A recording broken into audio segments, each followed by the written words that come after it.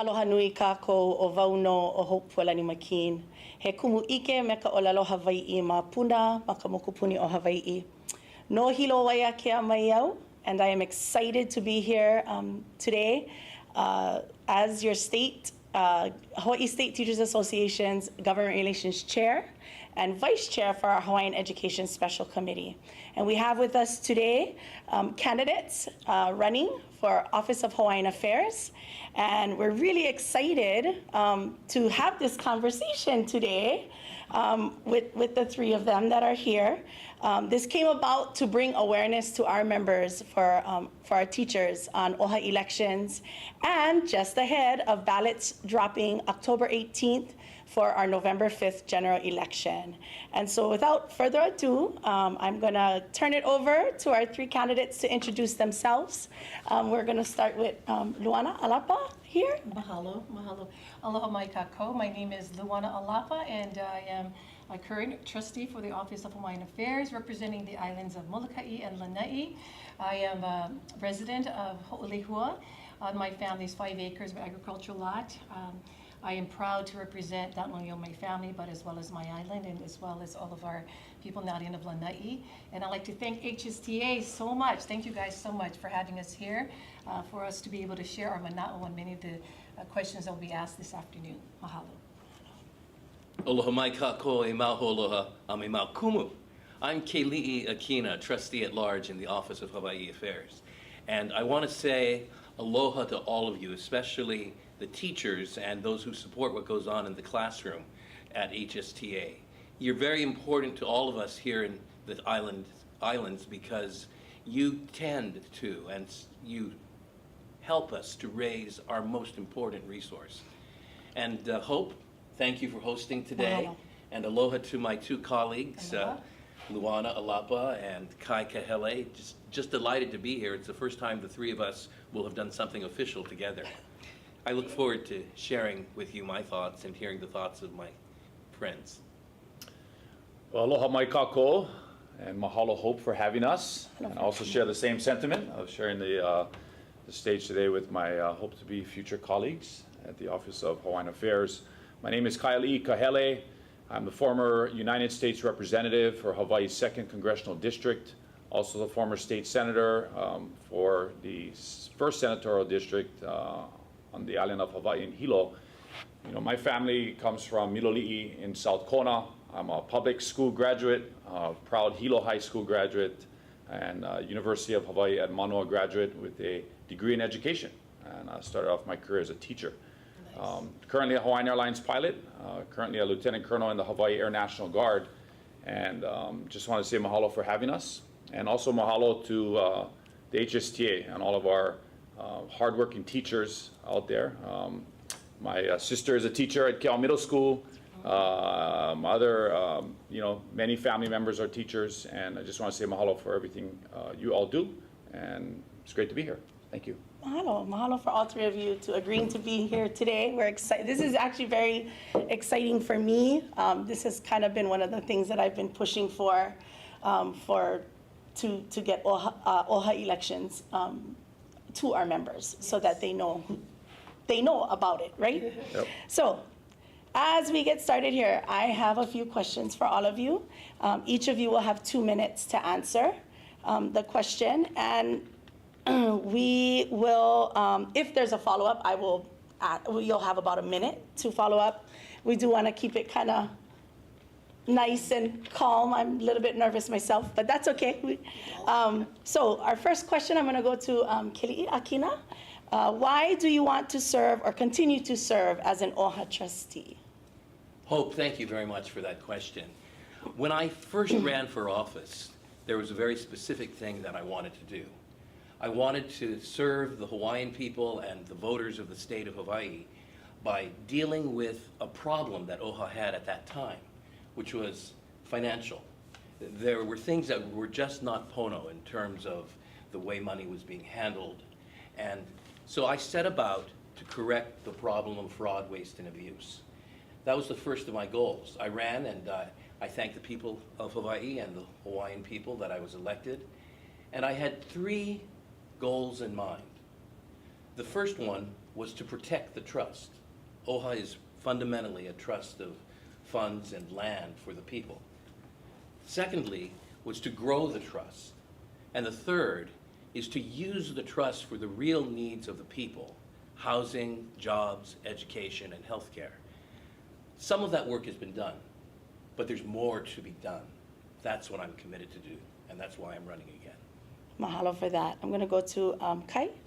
Mahalo, Hope, for the question. You know, I was fortunate to be raised in a family that had a strong civics background. It was a family that dedicated a significant part of their lives to serving our community in elected office, or in the uniform in our nation's military.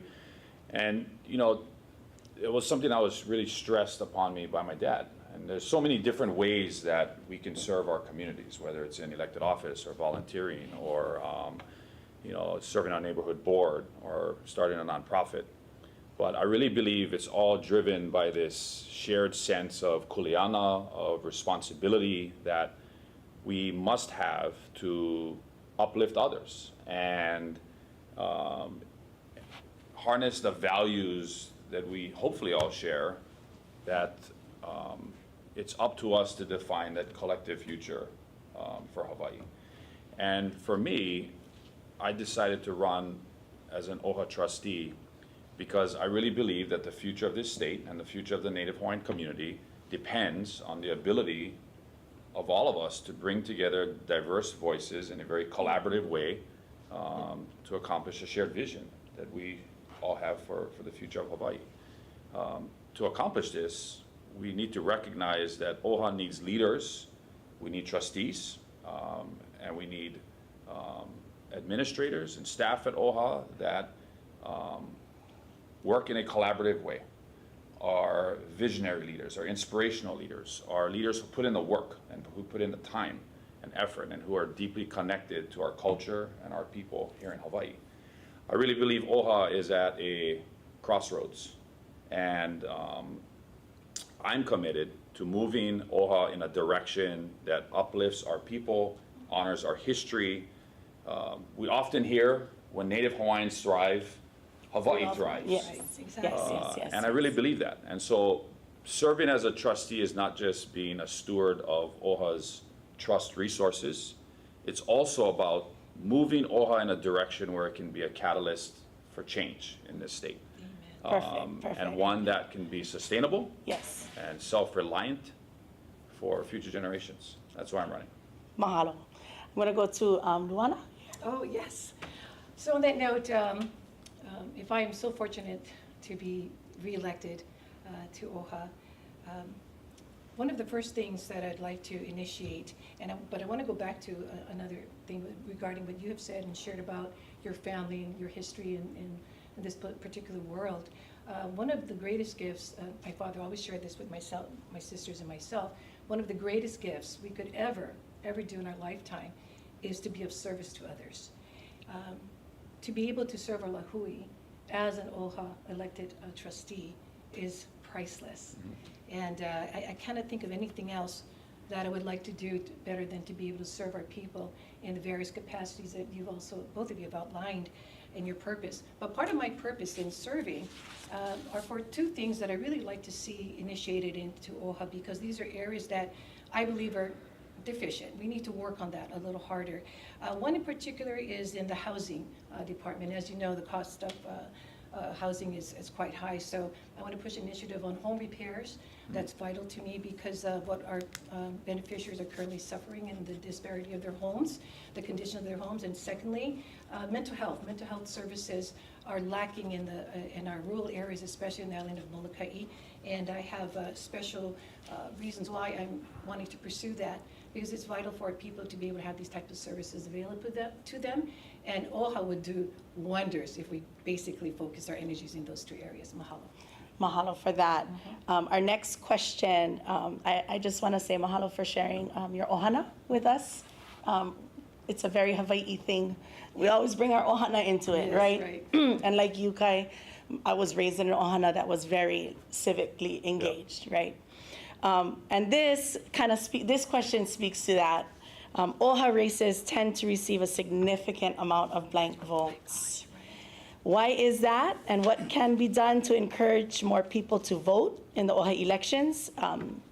Quick reminder, we got 2 minutes each, starting with Kai. Well, Hope, first of all, we're doing it right now. And I Yes. really appreciate HSTA for putting this together, you know. There's if I'm not mistaken, almost 14,000 unionized teachers throughout this state that make up the collective bargaining unit of HSTA. And so I would encourage every single one of those 14,000 members to vote in November. We have a systemic problem in this country. We have a systemic problem in Hawaii, and it's a lack of civic education in our communities, in our schools. People are, you know, feel marginalized or disenfranchised from voting. And there's nothing more civic about voting, about being a good citizen, about exercising this really sacred right that we have to vote. And the reality is that people are not voting. You know, 32.9% of Hawaii's population registered to vote, voted in the August election. To quantify that, out of the 839,000 registered voters, 568,000 didn't even bother to vote. That's a major problem we have in this state. The reason why OHA has a significant amount of blank votes is, I believe, just a lack of educational awareness of the broader community about what OHA's role is, what its purpose is.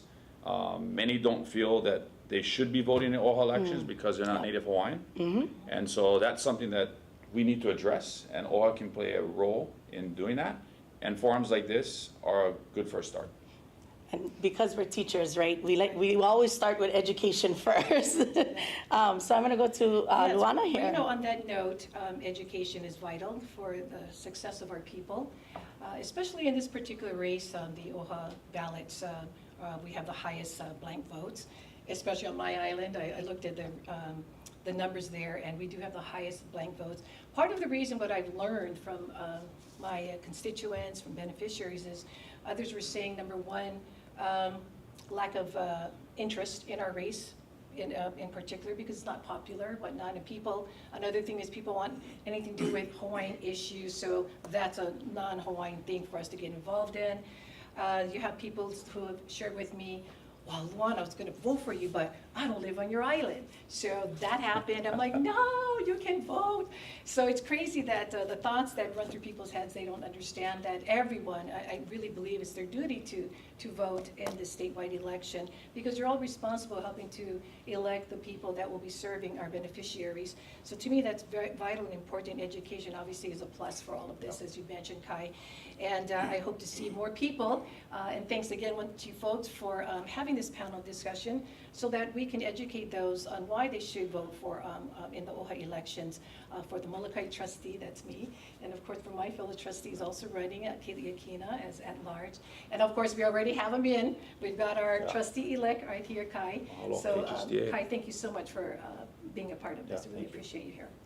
And I'm going to hand it over to you, Kili'i. Well, thank you, Hope. I think that Kai and Luana have expressed my own thoughts about the importance of increasing the participation in the OHA elections, and I agree with what they've said.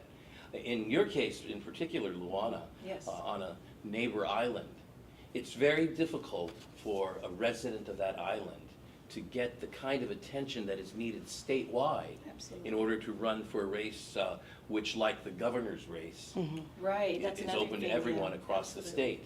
And so it's possible that we may be able to find some solution by taking a look at the US Congress or at the state legislature, where participants are elected on two bases.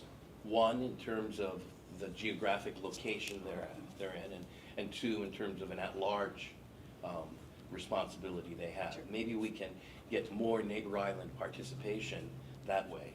But I think overall, people need to understand that the Office of Hawaiian Affairs trustees make decisions that impact virtually every aspect of life in the islands. Anything that has to do with land or ocean, has to do with housing or the population or culture. The trustees of OHA make decisions that have ramifications for everyone, whether you're Hawaiian or not. And as a result, it's very important to be invested, to be committed to helping to choose the best leaders for everyone. Mahalo. And so, yes, we want to make sure that everybody is educated on OHA elections and that it's open to everybody statewide. Even if you're not from the island of Hawaii, you still vote for the island of Hawaii representative, trustee, as well as Molokai and Oahu and at large. We're going to go to our next question, and this one is a little bit dear to me, and possibly even Kai. So our Kaiapuni schools, our Olelo Hawaii schools, deliver instruction exclusively through the medium of Hawaiian language and provide culturally rich and dynamic learning environments, perpetuating excellence through Hawaiian language, culture, history, empowering students, self-determined communities, and familial stewardships. How can you help expand and fund Kaiapuni education? And I'm going to start with Luana first. Well, first of all, OHA has consistently provided funding for our Kaiapuni schools. Just recently in 2023, we approved funding of $3 million over the course of 2 years in which to help provide these funds to help our students, education aspect, to perpetuate our Hawaiian language, infrastructure. These are all parts of the funding that we provide.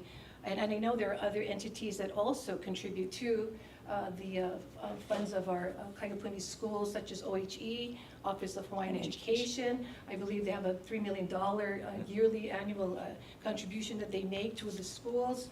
I understand that our governor signed a $3.5 million funds for our, again, going towards our Kaiapuni schools and to perpetuate and obviously is to continue the education, not only for our children, but to understand and learn more about their culture, their heritage, and to preserve that for years to come. So I'm very glad that OHA is part of this on a consistent basis. Mahalo. Keli'i. Well, thanks, Luana. It's very gratifying to know that the Office of Hawaiian Affairs has increased its funding for Native Hawaiian charter schools as well as Native Hawaiian immersion schools and education across the board. When I became a trustee, it was an important concern, but that funding has increased so much that now OHA is the major funder for Hawaiian-related charter school education. Now, this is an important thing for Hawaii students, whether they're Hawaiian or not, because it feeds into the kind of citizens we have. Being able to give such a large number of Native Hawaiian children an outstanding education should be a priority for all. And I'm so glad for the support that HSTA has shown for that. I think that we can do even better. And that has to do with a fundamental issue. The Office of Hawaiian Affairs needs to raise more capital for all of the good that it's doing. And we hope this coming term to make headway in terms of being able to acquire the Hawaiian people's fair share of the public lands trust, the ceded lands. What we need fundamentally is to get the government to do a complete inventory of that and to raise the amount that OHA is able to administer from 20 million or so to over 70 million, which it deserves. With that, education and other needs of Hawaiians can be fully met. Mahalo. And Kai? You know, I take a little bit of a different perspective, though I do agree with what both Kili and Luana said. You know, and Kili said something really important, and I'm assuming it's factually correct, but if OHA has now taken over the burden of Native Hawaiian education and our Hawaiian immersion programs in this state, I have a fundamental problem with that. And the reason I do is because is it OHA's role to fund Hawaiian education in this state? Is it OHA's role to be the lead on Kula Kaiapuni? I don't think it is. Article 10 of the state's constitution mandates that the state of Hawaii provide and promote the study of Hawaiian culture, history, and language. This is the state's responsibility. This is the governor's responsibility. $3 million is not enough for Native Hawaiian education and for the Kula Kaiapunis. Let's not forget, Hawaiian language was banned in 1896 from being taught in our schools. You know, through the efforts of Frenchie Di Soto and people that advocated for Hawaiian issues at the 1978 Constitutional Convention, we were able to recognize Olelo Hawaii as a language of this state, and we mandated education in Native Hawaiian immersion. It would still take Right. 5-6 years until the first Kula started. It would take OHA suing the state in 1985 because they hadn't met their mandate to fund the Kula program. So no, I think OHA should be a partner with the state, but this is a state's responsibility. It's the legislature's responsibility to fund Native Hawaiian education. If I could just interject, I actually agree with Kai that it's not OHA's place to be in charge. It's not OHA's place to be responsible for the education system. I just wanted to express, and you know full well, that OHA is a significant factor, a leader in actually providing funding at this time. And it should be. It should be a partner, but it shouldn't be the lead. Very This is good. a responsibility for the state, mandated by the state's constitution. Yeah, and I 100% agree. It is the state's kuleana to provide that track of education for any ohana that is interested in it. It should be, you know, the state Or should it do can it. help with Yes. scholarships, teacher certifications. Correct. We need more Lalo Correct. Hawaii teachers. Yes. We need more Kula Kaupunis. We fund immersion schools all across the state, and that's a good thing. Yes. But this needs to be the state's responsibility. It does, 100%. On to the next issue. So this one's kind of a big one, and you kind of mentioned it, Luana, you kind of mentioned it in Yes. your introduction. This one I'm gonna start with Kili'i first, but public educators struggle, myself included, with the high cost of living in Hawaii, especially with our housing costs. You know, we got teachers living in their cars in certain areas. As an OHA trustee, what can you do to help with the high cost of living? Well, you know, that's a great question. One of the biggest problems we're facing as a state is that some of our most productive people are leaving. And they're leaving because they simply can't afford to make a living here, doing things that are necessary for society, everything from being doctors to being teachers. And the reason is, from all the surveys, the high cost of living in Hawaii, and in particular, the high cost of housing. There are some creative programs that are trying to tackle this at a micro level, such as providing loan forgiveness, or perhaps providing housing assistance, and even housing for teachers. And I think there are lots of things like this that can be done on the micro level, and OHA can help, including the provision of funds that may be needed for getting a down payment or something like that. But it's also a macro problem. And I think that the OHA trustees need to be involved more in partnering with other government leaders and other business leaders throughout the state in order to help build the economy that is necessary to sustain the kinds of salaries that are required to live here, to help with housing as well. And I'm looking forward to working on some housing initiatives. I think that much can be done. And in addition to that, I'll say as I close, OHA trustees can use their professions outside of OHA to help make a difference. I head a think tank and I work on housing problems there. I know that Kai has been in Congress and has many contacts, and Luana is connected to the business world. It's not just what we do on the board, it's also what we bring to OHA, and we use that to build a better Hawaii for Hawaiians and non-Hawaiians. Mahalo. Kai, you want to add to that? Yeah, you know, let's not forget, right, that OHAs exist to help its Native Hawaiian beneficiaries, right? Correct. And so I am sure there are thousands of Native Hawaiian teachers, part of your membership at HSTA, that are beneficiaries that OHA should be and will be helping to, you know, overcome the high cost of living in Hawaii. One innovative approach I'd like OHA to look at and explore is what some of our Native American tribes are doing throughout the country, and that is exploring some type of guaranteed basic income, like a pilot project that we could potentially implement. This type of initiative would provide a recurring direct monthly payment to Native Hawaiian beneficiaries based on demonstrated need, to help them not replace, but to help supplement, their existing income and their existing social safety nets. When I was in Congress, through COVID era federal tax credit, child tax credit payments, we were able to implement that, and we saw a tremendous impact in families all across the country. Yes. Because the most impactful way you can help someone immediately is to put some money in their pocket, right? It takes a long time to apply for grants. It takes a long time to apply for other sources of funding, but that's some innovative way that we could help, help a family in need, help a teacher in need, struggle with the high cost of living, or some unexpected occurrence that they might be going through.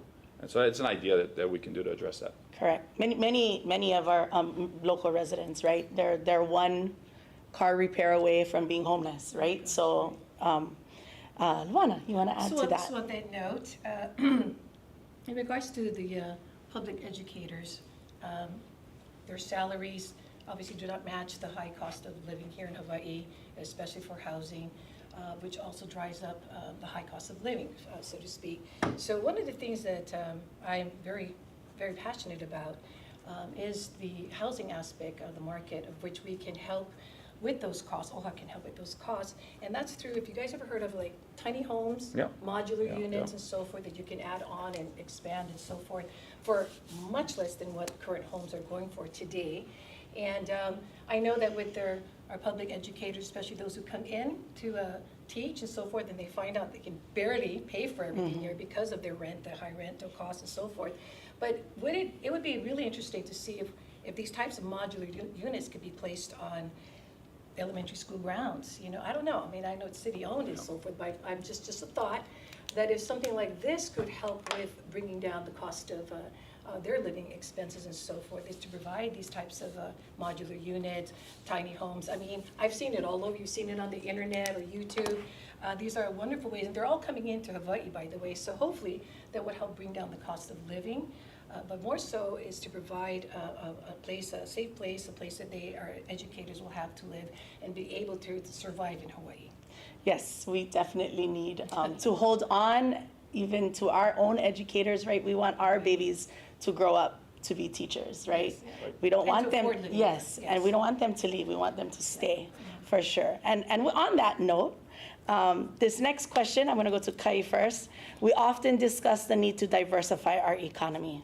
What does a future economy look like to you in Hawaii? I envision a future Hawaii economy that is sustainable, that is diverse, that is rooted in culture, rooted in malama aina, cultural stewardship, those values that are really important to all of us. I think it's an economy that also has to have a global perspective, where Hawaii is in the Pacific, and one that attempts to address some of our biggest challenges from a multi-dimensional type of perspective. We've talked about shifting away from our reliance on tourism, the military, and to pursue, industries that I guess can help honor our unique environment, whether it's renewable energy or sustainable agriculture, regenerative agriculture, tech innovation. And so getting us off of tourism, I think, is really important, or doing it in a managed way. We've been talking about that for a while. Within the Native Hawaiian community, there are different programs that I don't think many Native Hawaiians know about. The Native 8A program through the Small Business Association is a very unique way that Native Hawaiians can utilize their preference to compete for federal contracts, right? And a way to start small businesses. And so I think diversifying our economy, including education and job training programs, are going to be really important for what a future Hawaii economy looks like. Mahalo. Luana? Well, I'd like to play off Kai's remarks in that arena. It is obviously important for us to diversify in the areas that you've mentioned. People need to understand that we cannot always rely on one industry to get us through, the tourism industry, and I know we're going to talk about that later. but there are other industries that we should also look into from the tech world that comes here. And you're going to see a lot of that becoming the forefront of our industry. And for many of our people, if we're not catching up with the times especially, we're going to be behind. And we need to ensure that we are able to utilize that in every function of our lives. But also we'd like to see that that everyone has a chance to be able to thrive in this economy that we have. And we have to do it together as we work on specific areas. Thank you. And last but not least, Kili'i. Thank you, Hope. A world-class economy requires a world-class workforce. And that's why I'm glad that I have the opportunity to talk with you, members of the HSTA, because what you do as Hawaii's teachers is raise that workforce for us. Our young people need to be prepared to compete in the 21st century and to turn Hawaii into the place where businesses from across the planet will want to locate because we've got such a great workforce, intelligent, capable of using AI, capable of showing the virtues of hard work and so forth necessary for industries to build. Now, in addition to that, we're also going to have to deal with the fact that our government regulations and taxes in Hawaii result in many businesses simply deciding not to move here. I've talked to high-tech corporate leaders who have wanted to move their businesses here, but the environment is such for business development and growth that it just doesn't make it something that they can do feasibly. The last thing I would say is this. One of the privileges I've had as a trustee is to go to the various islands and to actually see farmers working in the field, whether it's a kalo patch or a banana patch, using artificial intelligence, using drones and so forth. Culture and technology can come together, and that's something that we need to lead in producing in order to produce a diversified economy. Mahalo. Yeah, AI is here, right? Yes, AI is not just not here, it is here. And we have to teach our keiki how to use it appropriately. Piggybacking on this economy question is one about tourism, Yes. right? Many people believe we have way too many tourists visiting Hawaii, and many do not respect our place and our lands, yeah? They play the video right on the airplane as you're coming into Malama. What do you think our solution is, or what is your solution to over-tourism? Well, And yeah, Okay, well, Luana so first. on that note, for me, the solution for over-tourism has a lot to do with areas in which we can limit, especially to popular sites, visitors. You have your popular visits to Hanauma Bay, and you know the long line, people to get in there. So I think if that could be capped to a minimum, and that would be helpful. The same for any of our other popular attractions on the island. We should also look into diversifying attractions so that it's not all concentrated in one specific area. There are many other areas on our islands throughout our state that very few visitors know about. So we should also talk about or express or promote those specific areas of attractions. We can also improve the sustainable travel. That I think it's a great way for us to share about the sustainability of what our Hawaiian people are all about, from having them visit the Lo'i, and we have that quite a bit of that around of our islands. So it's one way in which they can be educated about our culture. And then another thing is about the communities that surround that visitors can visit and see what it's like to live in a local environment, to see what how they can take home with them the beauty of our people, our cultural heritage, because to me, it's not just about Mai Tais and hula grass skirts. Definitely not about that, but a lot more too about our culture and our heritage. And I'm going to go to Kili'i. Thank you. And Luana, maybe all of us can get together for a Mai Tai after this gathering, but I don't think the hula skirts necessarily will look good on me. But I think that tourism is an issue that has really troubled us as Native Hawaiians because we have on our heart a desire to see that there is malama aina, that the land is taken care of, that we respect who we are as a place. And that conflict is also something that we can be part of resolving, and I think that's very important. I like the fact that Hawaiians are more involved now in the defining of and the managing of the future of tourism. The Council for Native Hawaiian Advancement is very involved, having been awarded a very important contract to help manage this destination, so to speak. But overall, there has to be a commitment to moving forward in a future that we all shape. And those who have values for caring for the land need to be involved in industry and in tourism. I don't think that we can get rid of tourism. It's a vital part of our economic well-being. During the pandemic and the lockdowns, Native Hawaiians were hurt very badly because tourism stopped for the most part. And we need to find ways to rebuild regenerative tourism in which Hawaiians have a hand in helping to shape the future. Mahalo. Okay.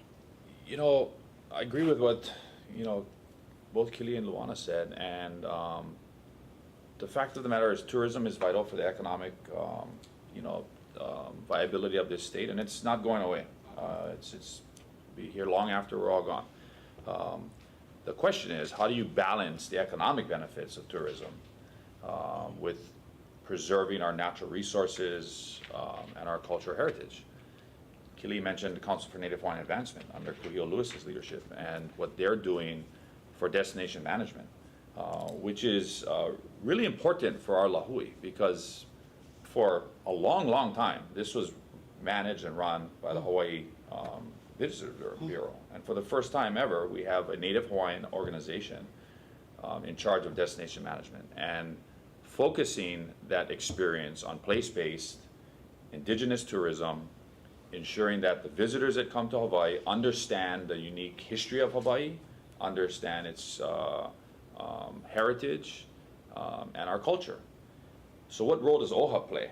What better way that OHA could partner with the Hawaii Tourism Authority, the Hawaii Lodging Tourism Association, than developing everything we've just talked about in Kaka'ako Makai, and an opportunity for tourists from around the world to come to a location that has all of that in one place.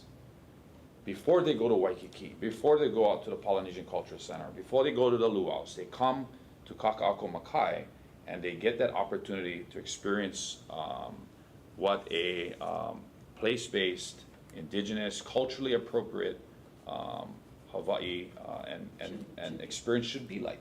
And so that's something that I think we need to do. It needs to be more balanced, it needs to be more sustainable.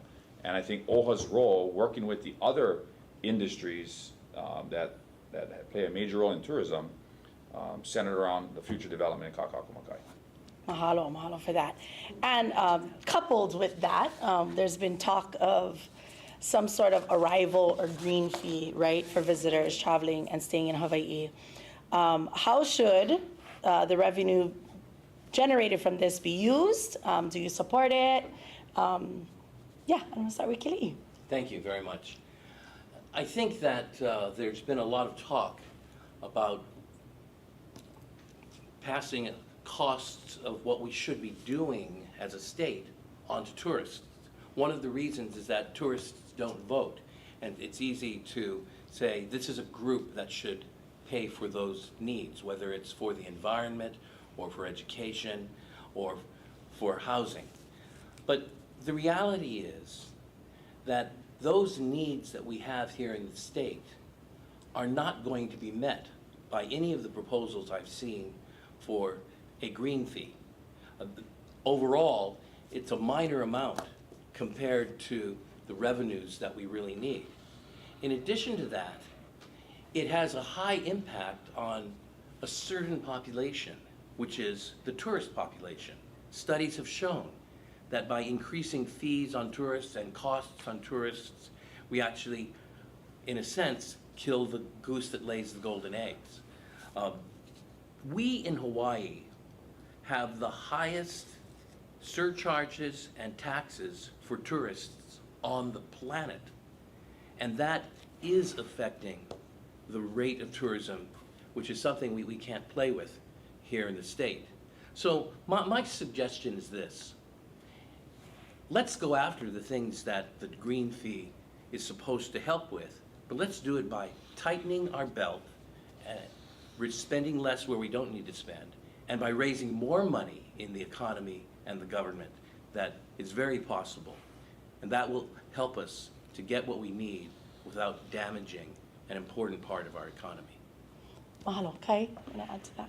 Thanks, Hope, for the question. I agree with Kili.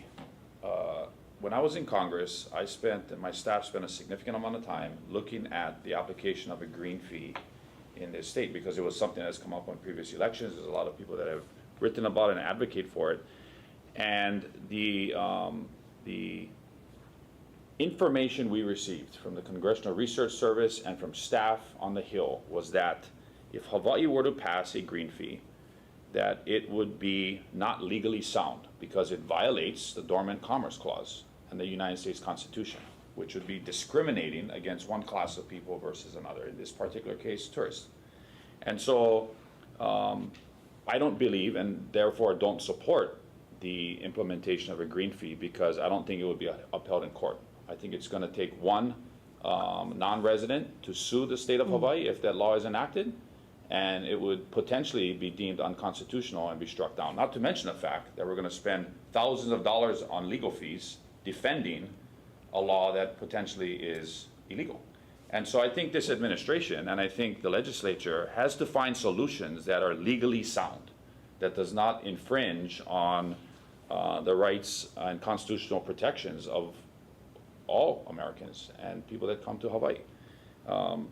I think there are opportunities for us to generate revenues to offset those environmental impacts, but in some cases it should probably be shared by all. And I don't believe a green fee is constitutionally sound, therefore I don't support it. Mahalo. Luana? Well, on that note. On that note, You just basically put me in my place in regards to both of you, because I was about to say that it would be nice to have some type of a small visitor's fee that would help with the income or the revenue generated from that, to basically go right back to caring for and preserving and protecting our environment, hiking trails, our beaches that the visitors attend to, also our cultural sites. All of this takes money to preserve, to protect, and if we can't find it in our budget, then by all means, perhaps maybe a small fee might help in doing so. But I get that. Thank you for bringing that to my attention, both of you. and in the past question, so I'm going to kind of skip.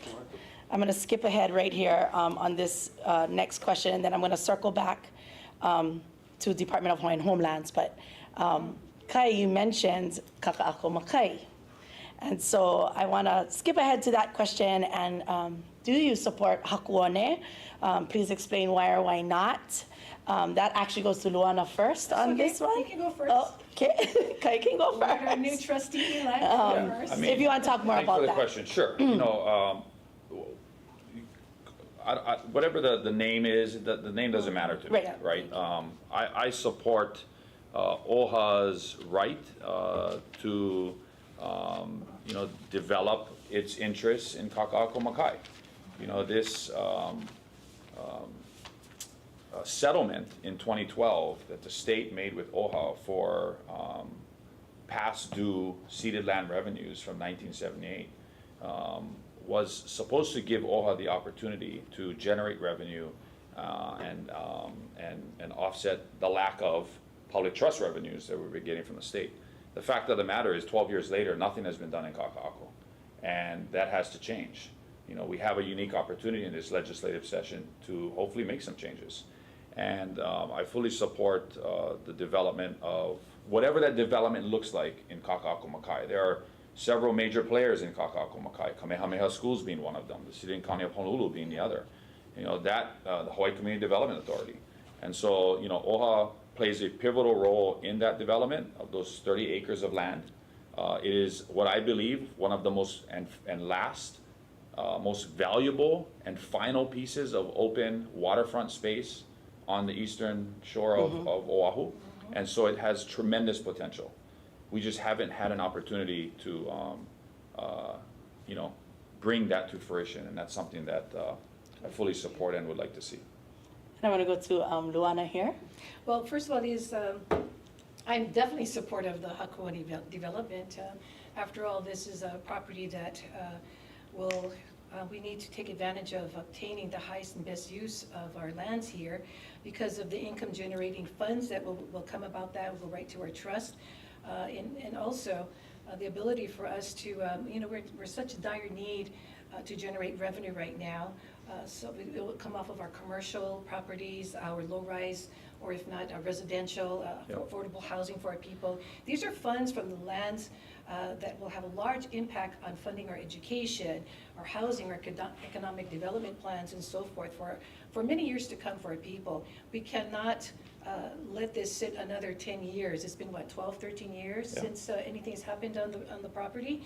And I know in 2025, we as a board must, and if I'm so willing to be elected back onto the board of trustees, to have a final solution to ensuring that our properties are going to begin to put in the first shovel into the ground so that we can see things come to fruition. Mahalo. Kili'i? Well, I agree with Luana and Kai. The Kaka'ako Makai property is just a superb location. When you imagine and envision what can be done with it, it brings to mind some of the great gateway cities that are on oceanfront, such as Sydney, Australia, and the Opera House, or Singapore. These have iconic entries to the city, and what a glorious entry to Honolulu and to our islands this would be if it could be developed for commercial, recreational, entertainment, residential, and other purposes. But one of the problems is that people who don't have all of the information circulate ideas that are simply not the case. I recently had to respond to a question which asked why OHA wants to put up a wall of high-rises like Hong Kong. This is just not in OHA's plans. We're looking at 30 acres, and OHA has considered maybe on part of that land we'll have 3 or 4 high-rises that can benefit Native Hawaiians by generating revenues. But that's on an average of 7 acres per building. That's not a wall. When you actually look at the proposals that are being considered, this is something that's going to be good for Hawaiians and good for everyone. I think we'll all be proud of it, and it will, on a very practical level, provide an important solution to the need for housing here in Hawaii. All right, mahalo. We're almost out of time, so that went by pretty quick. Really great information from all of you. Mahalo. The last one that I'm going to touch on is a big one in Hawaii, right? The current wait list for Hawaiian homelands is over 29,000, all these decades later, right? While this is the responsibility of the Department of Hawaiian Homelands, how as an OHA trustee, can you help to speed up the process or support DHHL with attacking this list? I'm going to start with Kai on this one, and then Luana, and then Kili'i. So we don't have a whole lot of time left, so yeah. Well, I mean, you know, as you noted, this is the responsibility of DHHL, and that's where this lands. They control the land. Their job is to execute the provisions of the Hawaiian Homes Commission Act that is part of our Admissions Act. And so this is their kuleana. You know, OHA can play a collaborative role with DHHL. We provide DHHL with trust resources and funds every single year to do what they need to do. But ultimately, I'm focused on OHA and not DHHL. I want to clean up OHA, and I'll come back to DHHL later. Got it. For me, regarding speeding up, I wish I could speed it up. I'm sorry. I'll be on the land today, but it's obviously not the case. It will take quite a bit of time and processes, especially for neighbor islands where there are a lot of agricultural lots available, but there's no water. That's another issue you have to deal with. So water is a big thing. But to me, though, we can help, not maybe speed along, but perhaps help with DHHL in these particular areas. For example, you know, tiny homes, modular units, they're very affordable, and from what I understand, they're all less than $100,000. Now, we also can be a part of, I think OHA just launched, if I'm not mistaken, our loan program with American Savings Bank, and this is aimed at assisting Hawaiian families or first-time home buyers to help with their down payments for their homes. So that's one area which we can contribute for DHHL, or just for Hawaiians in general who not be on a Hawaiian homes land. The challenges obviously are there. We need to collaborate with other agencies. Right now, we have working with the Kupuna Housing Project, and my island was the first to house the Kupuna project, housing projects. I'm so happy. We're hoping to see that come to fruition into 2025. Mahalo. Kili'i. I'm gonna round this one out. The Department of Hawaiian Homelands is in charge of stewarding the Hawaiian homelands. But the Office of Hawaiian Affairs has as our kuleana the advancement of the Native Hawaiian people. And that can't be done unless housing needs are met. This is why OHA needs to be as engaged as possible in seeing that DHHL does what it needs to do. I was just talking with the head of DHHL, Kali Watson, and I'm very pleased to see that there's a new openness to solving problems. The waiting list is a problem, and we need a solution. We need to solve it. And there are many pathways to that. One of them in particular is the permitting. Everybody knows that in Hawaii, just to build a home or just to change a wall in your own home, it takes forever in the permitting process. Right. But now, with Kali's leadership, DHHL is going after becoming a permitting body itself, so that it doesn't have to go to the state or the county and wait for that. That's a great solution, and there are many others which time won't permit to raise right now. The last thing I would say is this.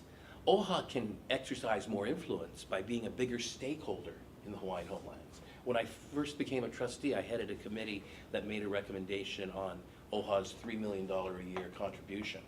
And it helped me to see that even with that small amount of money, we can exercise influence. I think that, as I mentioned earlier, OHA needs to raise more revenues. That's what I'm committed to doing in another term if re-elected. And with that revenue, let's help solve the problem of the Hawaiian homelands wait list. It can be done. Mahalo. Mahalo nui. So we are kind of running short on time. I'm going to give each of you about 30 seconds each to just wrap up any thoughts you have for our teachers that are watching, and then I'll do some final closing remarks. I'll start with Luana. First of all, mahalo everyone for watching and for being a part of our discussion on matters that are dear to our hearts. And you can see that, you know, all we want is the best for our people. And I speak from my heart because everything begins from within. And your purpose, and people will read right through you in your purpose and wanting to do things for others. As I mentioned earlier at the top of our discussion, that one of the greatest gifts you could ever do for anyone in your lifetime is to be of service to the people. Two of the projects that I mentioned earlier about home repairs, for me is very, very important. I suffered as a resident on our back lot where our unit fell apart, basically through holes in the roof, water coming down, mold grew. I suffered greatly health-wise. So I knew that if it's happening to me, I could also imagine how it is for other of our beneficiaries in Molokai who are in the same predicament. The secondly is mental health is very, very important. It's a service we are lacking terribly. I want to pursue this is because, and this is going to be with my fellow trustees, I lost my son to suicide. Suicide is the highest in Molokai, in fact, throughout the state, and you can find that amongst our young men. So I want to find a way in which we can really expedite and move along the services that are badly needed for our Hawaiian people, especially in mental health. So this is part of what I would like to pursue in my second term as elected OHA for the Molokai Lanai office. Mahalo. Mahalo. Kili'i. Hope, thank you so much for hosting us today. You're welcome. Thank you for coming. And to all of the members of the HSTA, thank you for what you do, and thank you for caring enough to have a forum like this so that you can be involved in choosing OHA's leaders. I believe that being an OHA trustee for me has been one of the greatest honors of my life. And it's also been one of the greatest learning experiences, as I have been able to learn firsthand what the conditions of Native Hawaiians are. This has fueled within me a passion to make a difference. I'm relentlessly committed to three things. As I mentioned earlier, OHA is a trust fund, and the greatest responsibility of trustees is to steward that trust. If reelected, I will continue to, number one, protect the trust, especially against fraud, waste, and abuse. Secondly, I will commit myself to continuing to grow the trust by developing projects like Haku One, the property we own also in Kalihi. And in addition to that, other things that we can do to help Hawaiians. And third, I'm committed to growing, to using the trust to meet the real needs of Native Hawaiians, which have been spoken of today. Thank you so much for your time. And remember that everyone can vote in the OHA elections. It's all our responsibility. Mahalo. Mahalo, okay? Mahalo, Hope, and mahalo to the HSTA. And most importantly, thank you to all of you teachers throughout the state for taking the time to watch this. I hope you're enjoying your fall break.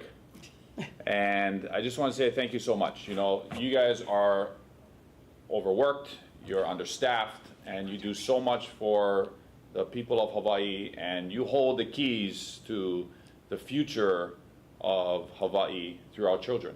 And the role that you play as frontline educators is absolutely critical. And so I just want to encourage you to vote.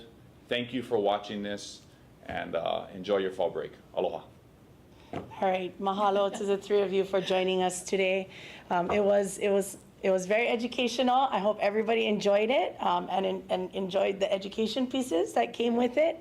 And just, you know, quick note, we're gonna close out today. Remind everybody to vote. Please, everybody get out and vote.